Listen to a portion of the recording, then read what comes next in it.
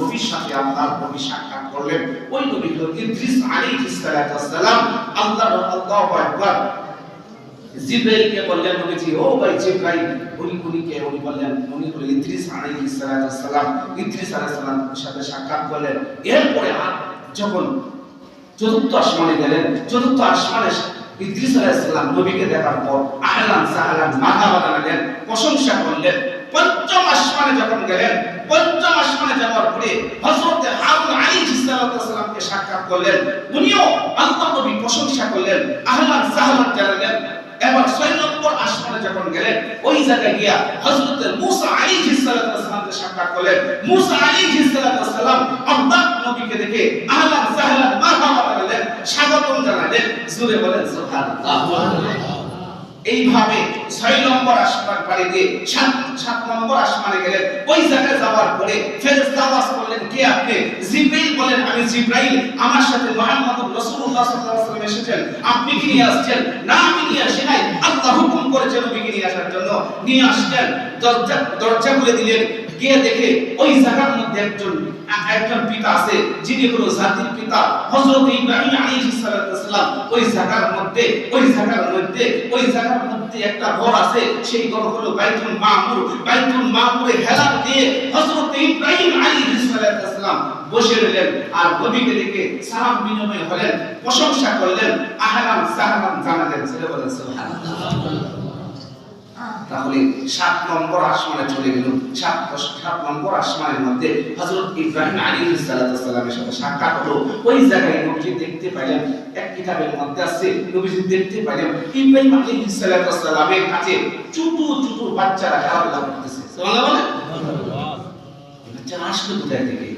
আরে ভাই, আমাদের সমাজে, আমাদের দেশে, আমাদেরই তো অনেক অনেক অনেক মানুষের আছে ছোটবেলা বাচ্চা মারা যায় কি যায় না? জোরে বলেন, মারা যায় কি যায় না?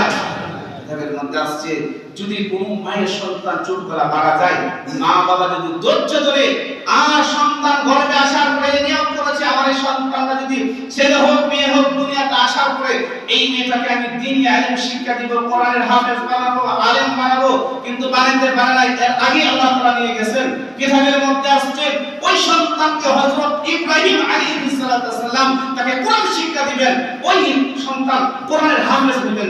সুবহানাল্লাহ। এই জন্য যাদের ছোটবেলার সন্তান মারা যায়, ধৈর্য ধরবেন, আল্লাহর কাছে হাওলা করবেন, আল্লাহ তুমি দিয়েছো নিয়ামত, তুমি নিয়ে গেছো, আমাকে ধৈর্য ধরার তৌফিক দান করো। ওই ছোট ছোট বাচ্চাদেরকে নিয়ে ইব্রাহিম আলাইহিস সালাম কোরআন শিক্ষাতেন এবং খেলাধুলা করেন। সুবহানাল্লাহ। এই 7 নম্বর আসমান পর্যন্ত আসলাম আজকে। তাহলে এই 7 নম্বর আসমান পর্যন্ত 6 জন নবীর সাথে সাক্ষাৎ হয়েছে। কয়জন নবীর সাথে? প্রথম আসমানে হযরত আদম আলাইহিস সালামের সাথে, দ্বিতীয় আসমানে হযরত ঈসা এবং ইয়াহইয়া আলাইহিস সালাম, তৃতীয় আসমানে হযরত ইউসুফ আলাইহিস সালাম, চতুর্থ আসমানে হযরত ইদ্রিস আলাইহিস সালাম এবং 5 নম্বর আসমানে হযরত হারুন আলাইহিস সালাম এবং 6 নম্বর আসমানে হযরত মূসা আলাইহিস সালাম, 7 নম্বর আসমানে হযরত ইব্রাহিম আলাইহিস সালামের সাথে সাক্ষাৎ হয়েছে। নবীজি জুড়ে বলেন সুবহানাল্লাহ। এই পর্যন্ত আমরা সামনে যাব না। এই হলো মিরাজের ঘটনা। এখান থেকে আল্লাহ তাআলা কোথায় নিয়ে গেলেন? 70,000 আগুনের ফেরেশতা, 70,000 নূরের ফেরেশতা পাড়ি দিয়া একদম আরশে আজিমে আল্লাহ পাক আরশের মধ্যে নবীকে নিয়ে গেলেন। সুবহানাল্লাহ বলেন। সার মর্ম কথা হলো, এই মিরাজে নিয়া আল্লাহ পাক নবীকে, যেহেতু তায়েফের ময়দানে রক্ত ঝরাইছেন, তায়েফের মানুষ নবীকে কষ্ট দিয়েছে, এই জন্য আল্লাহ পাক মিরাজে নবীকে সান্ত্বনা দিলেন, উপহার স্বরূপ আমাদেরকে এই যে নামাজ পড়তে এসেছি, 5 ওয়াক্ত নামাজ ফরজ করে দিলেন। সুবহানাল্লাহ বলেন। এটা আল্লাহ পাক নবীকে উপহার দিলেন। আল্লাহ পাক আমাদের সবাইকে নামাজ পড়ার তৌফিক দান করুন বলে আমিন। আমিন। এবং সামনে আলোচনা আছে জাহান্নামে কোন কোন পাপের কারণে কি শাস্তি দেওয়া হচ্ছে, কোন কোন পাপের কারণে কি শাস্তি দেওয়া হবে। জান্নাতের নবীকে নিয়ে গেলেন, জাহান্নামে নিয়ে গেলেন, ইঁদুর দেখলেন, এরপর আল্লাহ তাআলার কাছে গেলেন। যাওয়ার পরে বন্ধু এবং বন্ধুর সাথে কি কথাবার্তা হয়েছে, কিতাবের মধ্যে কি আছে, কি কথা হলো, ইনশাআল্লাহ আল্লাহ যদি চাই আগামী সপ্তাহে অল্প সময় বলার চেষ্টা করব। আল্লাহ আমাদের সবাইকে কবুল করুন, নবীর হাতে আশিক হওয়ার তৌফিক দান করুন, সকলে বলি আমিন।